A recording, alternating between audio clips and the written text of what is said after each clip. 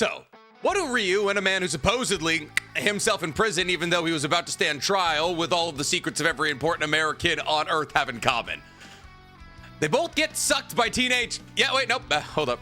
YouTube robots are still watching. We're not going with that intro. As you can tell by my jovial demeanor, Chapter 21 of Two Blue Vortex is officially out. And by officially out, I mean the text leaks are out. Now, a lot of you are probably thinking to yourself, Nick, I thought you didn't do reviews to just the text leaks. And you're right, I don't. Usually. However, apparently there's more holes in the team making Boruto than the Titanic, and thus multiple text leaks came out summarizing Chapter 21, and they all tend to corroborate each other. So I can say with a fairly high amount of confidence that what I'm reading is what happens in Chapter 21. See, because not only do I have summaries, but also I have the entire dialogue of Chapter 21. And whew! We got a doozy on our hand. See, because not only does Chapter 21 bring us the epic conclusion of the battle against not only Ryu, but also Matsuri, but it also once and for all finally solidifies what at least one of Sarada's MS abilities are, and sets the stage for an absolutely deadly and possibly epic rematch between Jura and Boruto. That is to say that Chapter 21 has set up the fact that not only Team 7 2/3, but also the life of everyone on Earth hangs in the balance in Chapter 22. So one could say that things are starting to heat up a little bit. And speaking of heating up, I'm wearing a very appropriate t-shirt today because I was correct about Sarada's MS ability. At least one of them. But then again, so was Soundgarden like 30 years ago. If you don't get that joke, it's either because you haven't read the chapter or because the year of your birthday starts with a 2. Anyways, we got a whole lot to get into today, so with no further ado, let's get directly into Chapter 21 of Boruto's Two Blue Vortex Explained. Before I end today's chapter review, I just want to remind everybody that I have restarted my Naruto reaction series. It now does exclusively exist on my fourth wall, which you can find in my link below. So sorry it's not still on the main YouTube, but it was kind of killing the channel, so we've had to shift it completely over to fourth wall. I hope you guys understand. So, Chapter 21 of Two Blue Vortex opens up where Chapter 20 left off. That is to say, with Team 7 2/3 and Sarada's Mangekyo Sharingan awakening. However, we don't dive directly into the combat between Sarada and Ryu. See, rather, the chapter opens with Sarada experiencing a flashback. And in this flashback, Sarada is looking back at her life and pontificating on the conversation that she had with Yoda as Yoda was dying in Chapter 20. See, because for those of you who don't remember, in Chapter 20, as Yoda was breathing her last breaths, talking to Sarada about how she was a goner, she told Sarada in these, her final moments, I can tell right now, it's incredibly clear to me that you misunderstand yourself. You're deluding yourself subconsciously. Now, this conversation confused Sarada until Yodo got straight to the point because she didn't have much time left, where she told Sarada to use the power she's been letting rot. Now, immediately after this conversation, we see Sarada activate her Mangekyo Sharingan and begin to suck in Ryu's iron sand. However, as to why it was this moment that allowed for Sarada to reawaken her Mangekyo Sharingan is what's elaborated on in the flashback. See, because in this flashback, Sarada says, I've been thinking about it for a long time, and I think I've closed my eyes to the truth long enough. The pun there is quite obvious. Closed her eyes, closed her Mangekyo Sharingan long enough. See, during this flashback, Sarada reveals that she's felt anxious about her dream of becoming Hokage for a really long time. In fact, at times she felt as though her dream of becoming Hokage was completely unrealistic and unachievable. And because her goal seemed like such a far shot away, that whenever she stumbled on this path to becoming Hokage, she felt as though she was powerless to ever recover from those stumbles. However, she tried to push those insecurities down as far as they could possibly go, because acknowledging those insecurities and acknowledging the fact that those stumbles are making it harder for her to become Hokage would mean acknowledging that she was powerless. So she pushed away those feelings and closed her proverbial eyes. Now, at this point, the Sarada goes on to give a whole lot more fire to the Sarada Boruto shippers as she once again thinks about Boruto, saying Sumere's feelings and my feelings about Boruto.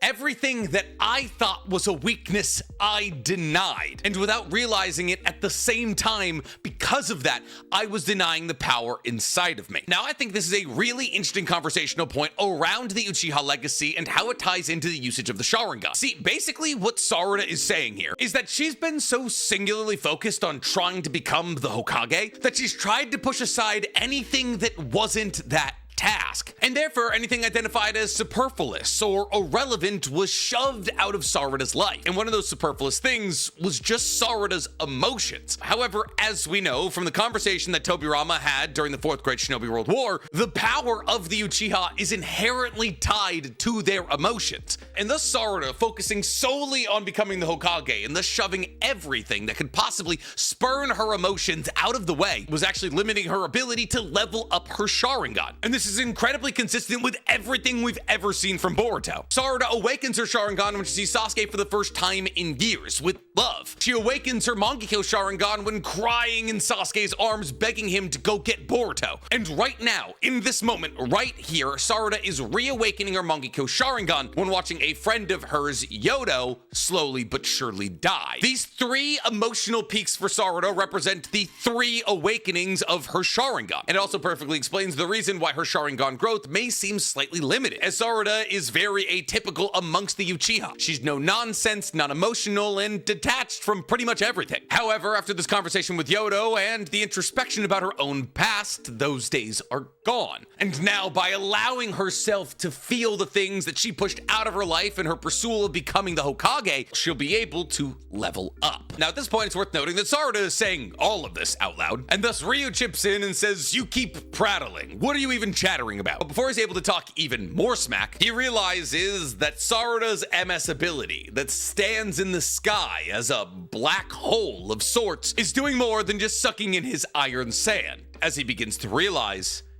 it's sucking him in. But Sarada, who's currently not dealing with the problems that Ryu is, keeps on going with her monologue, saying, "But I will no longer close my eyes to the truth, because if I do, I won't be able to face the reality in front of my eyes, and I won't be able to save anyone." Now, this is an interesting line, because I'd like to establish here that while this chapter does 100% reveal one of Sarada's MS abilities, I'd say that there is a fair to decent shot that Sarada has 2 MS abilities. Both Itachi and Sasuke had 2 MS abilities, and nothing revealed about Sarada's 1 MS ability makes me believe that it's somehow going to require 2 eyes. Kamui required 2 eyes because 1 eye was dedicated to making yourself intangible, while the other was dedicated to putting other people or other things in the Kamui dimension. And Kodo Matsukame maybe required 2 eyes because one Kodo Matsukame used a higher level genjutsu than the other. But the 2 people whose MS abilities in Sarada's lineage that we know, Sasuke and Itachi, both had 2 separate MS abilities. Though one could argue that Sasuke just had Amaterasu and, ooh, cool, now I can control my Amaterasu as his MS abilities. However, it's important to note that I do believe that this line is telling us that Sarada is going to display a second, more heal-based Mangekyo Sharingan ability somewhere down the line. And we'll be talking about that in our next upload, so make sure you're hitting that noti bell. Now, to this point that Ryu realizes that he can't move a finger, and Ryu actually tries to escape from the battle using a claw grime with claw marks on it, but as he tries to climb into these claw marks, he can barely move at all, only being able to get his fingers back to the Shinju hideout, as they desperately stick through the Shinju cube. But at this point, it's revealed that Sarada is able to make multiple of these gravity wells that look like the center of a Chibaku Tensei, but they're not Chibaku Tensei, because seemingly Sarada is able to control what they suck into their cores. And it seems as though Sarada is able to select herself as a target that's pulled into the air, because in this battle, she's floating alongside Ryu, who's being pulled in all directions. And as Jura is being pulled in all directions, desperately trying to sneak out of the battle using claw grimes and claw marks, Sarada, while floating across from him, says, "Becoming Hokage is my dream, but I need to start from the beginning. I need to accept myself, my strengths, my weaknesses alike. That's where I need to start." And it's this point that the name of Sarada's Mangekyo Sharingan ability is revealed. Ohirame. Not Orihime like the character from Bleach. Oohirume. Ohirame. And if that seems like a weird name for a Mangekyo Sharingan ability, well, I got news for you. Ohirame is actually just a different name for Amaterasu. See, Amaterasu's full name is Amaterasu Omikami, which basically just means Amaterasu Great God. But she's mostly known as Amaterasu. However, she does have a different moniker, and that is Ohirame no Muchi no Kami, also known as the Great Son of the Gods. And thus, everybody who believed that one of Sarada's MS abilities was gonna be that of a black hole, on account of the fact that black holes are created from collapsing suns, was correct in their assessment. But Nick, tons of people said said that it was going to be a black hole. I mean, it was so incredibly obvious. But did tons of people say that that black hole is going to be able to choose what it sucked into its gravity well? Much akin to the magic zone dark moon ability of Yami from Black Clover? Because boy oh boy, is that apparently exactly what it is. See, with Sarada's Mangekyo Sharingan ability being revealed as a derived ability from Amaterasu, which explains its black color, Sarada is taking an ability that both her uncle and her father have and updating it ironically for a more modern, more powerful usage set. See, because instead of spamming Amaterasu that can very easily be dodged or absorbed, Sarada's Mangekyo Sharingan ability does the absorbing, but it does a whole lot more than that. See, because outside of being able to select things on the battlefield like ninjutsu, people, or weapons to be sucked into one of multiple black holes that Sarada is able to spawn, when Sarada does finally apply enough pressure to somebody that they are sucked into one of these black holes, when that person comes into contact with said black hole, Sarada appears to be able to choose that black hole to explode, dealing out massive amounts of damage. But how massive? Well, apparently so massive that when Ryu is sucked into it, the explosion detonates his entire body, inflicting a similar amount of damage that Boruto was able to do with his Rasengan Uzahiko on Hidari, or akin to the level of damage that Konohamaru would have been able to do with two big ball Rasengans at point blank range on a non-suspecting Matsuri. That is to say that this ability has the strength to one-shot Shinju, because as Ryu comes into contact with this black hole, his body is destroyed, leaving only his soul thorn. And as Ryu's soul thorn pops into the sky devoid of a body, we see Sarada's eye begin to bleed. But now that the battle against Ryu is supposedly completed, Mitsuki rushes to her side, saying Sarada, and as he does, she collapses from overusage of chakra. And it's this point that Mitsuki realizes that the soul thorn is floating in the air. Now, after Mitsuki makes this astute observation, we cut to Ada, who's watching this battle against the Shinju, and she relays to Kashin Koji, who she's communicating with the toad, that thanks to Sarada's new powers, Ryu has been defeated. And it's in this moment that a level of relief washes over Kashin Koji, as he says to Ada, so she managed to awake it without problems, thank goodness. The awakening of Sarada's MS abilities was the most vital part of this battle against Ryu, and now that's been achieved, and thus the battle seems as though it's all but won. Now, it's important to remember here that Kashin Koji has seen all of this. He can see the future, and thus he knew in most of the scenarios where Team 7 2/3 wasn't killed by Ryu, Sarada awoke her MS abilities. Now, Ada agrees that Sarada awakening her MS abilities is a good thing, but specifically for Kashin Koji, as she says, good for you. Too bad for Yodo, though. To which Kashin Koji rather coldly responds to by saying, couldn't really do anything about that. Her sacrifice was the most important part of Sarada's awakening, and thus her death was not in vain. Now, this is an interesting turn for Kashin Koji. See, Kashin Koji has always been a somewhat morally gray character. When he's introduced in Boruto, he's technically a bad guy. And it's not until he shows up to battle against Jigen that we realize that Kashin Koji was a mole inside of Kara this entire time, specifically designed to kill Jigen at his weakest moment. Though one would assume that as a genetic clone of Jiraiya, he would have a somewhat solid moral compass. But what we've had to realize about a lot of the main characters in Two Blue Vortex is that that moral compass kind of has to fly out the window when Naruto's taken out of the equation, and thus the sacrificing of a hidden sand shinobi in order to awaken Sarada's MS abilities and allow for her to reach a level of power that could defeat Ryu is kind of, to the powers that be, just a calculated loss. But Boruto, who has the moral compass of his father, says, wait a second there, Koji. Answer me honestly. Was there a way to keep everyone alive, yet still have Sarada awaken her Mangekyo Sharingan powers? To which Koji kind of half answers, saying, I can tell you this, if you had gone to Sarada's rescue, she never would have awoken her powers. Now, Boruto doesn't love this answer, raising his voice with Kashin Koji, saying, you knew that Yoda was gonna die from the beginning of this match, and you said nothing to me? To which Koji pretty straightly responds to by saying, I judged that telling you would achieve nothing. And now that we have the result, I can assure you this was the best possible outcome. Now, this conversation, like the Konohamaru Shikamaru conversation about betraying Matsuri by using her love for Konohamaru to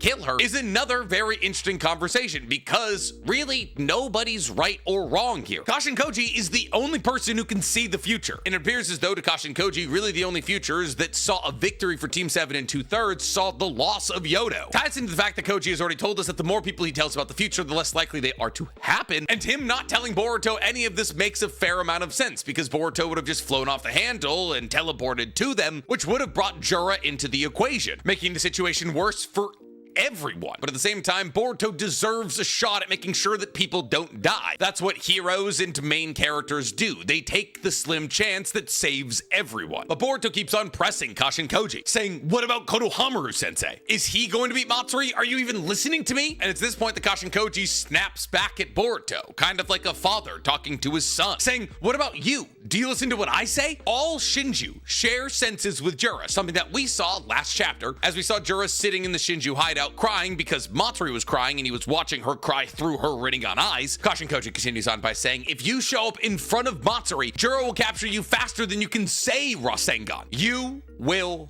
die. I've seen this happen multiple times. And that's what's so interesting about Kashin Koji and his 10 Paths ability. He's not trying to stop Boruto from teleporting over to the battle because he believes Boruto might die on some hunch. He's trying to stop him because he's seen Boruto do it multiple times, and in all of those futures, Boruto does not come out victorious. And this seemingly, for the moment, shuts up Boruto until we cut to Matsuri, who's recovering her body and once again pressing the offensive against Konohamaru, who wasn't able to finish the job. However, before Matsuri's able to finish the job that she started, killing and devouring Konohamaru, Boruto appears behind her. And as Mitsuki sees all of this happen, he sees a piece of metal on the ground that was right behind Matsuri, and he thinks to himself, there's a piece of metal on the ground. That must be what Boruto space-time traveled to. And just as Matsuri realizes that Boruto is on the battlefield and begins to say Boruto unsheathes his sword and treats Matsuri like Future Trunks treated Frieza, establishing that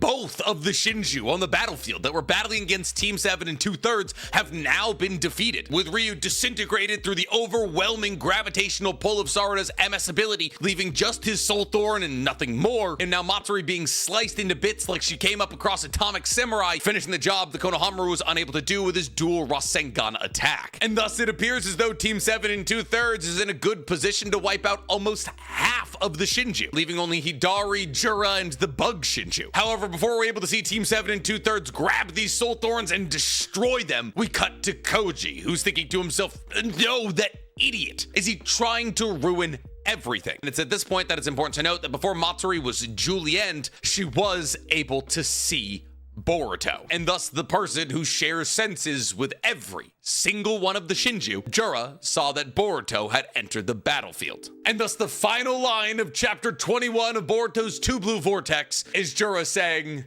there he is, finally, Otsutsuki Boruto. And thus chapter 22 looks as though that we're finally getting that big old rematch between Jura and Boruto. And honestly, it's happening a lot sooner than I thought it would. That is, of course, if chapter 22 does actually feature that rematch, because there's also the possibility that Boruto will finally be able to reconnect with Team 7, as it's now been established for both Mitsuki and Konohamaru that Boruto is firmly on their side, and also as a wielder of an instant teleportation ability, has the ability to teleport the majority of Team 7 and 2/3 away from any hypothetical battle against Jura. So what will chapter 22 of Two Blue Vortex reveal to us? A battle between Jura and Boruto that is supposedly very lopsided for Jura, or a tactical retreat that sees Team 7 coalescing once and for all? But we're going to be talking about all that and a whole lot more in all of our upcoming videos, guys, so make sure you're hitting that noti bell. Now, this is obviously a very, very rough breakdown of what happened in chapter 21 on account of the fact that I don't have images, and thus when the official release comes out, if anything changes whatsoever, I will do another video breaking things down. But for the moment, guys, I'd love to hear from you. What'd you think of Sarada's MS ability? Do you think she'll get another one? Do you think Boruto's gonna retreat? And how'd you feel about the chapter? Let me know in the comments below. And while you guys are down there, please, for me, like this video, subscribe to the page, and hit that noti bell. Now, if you excuse me, I just ordered a bike from Amazon, and I'm gonna take it on a little ride.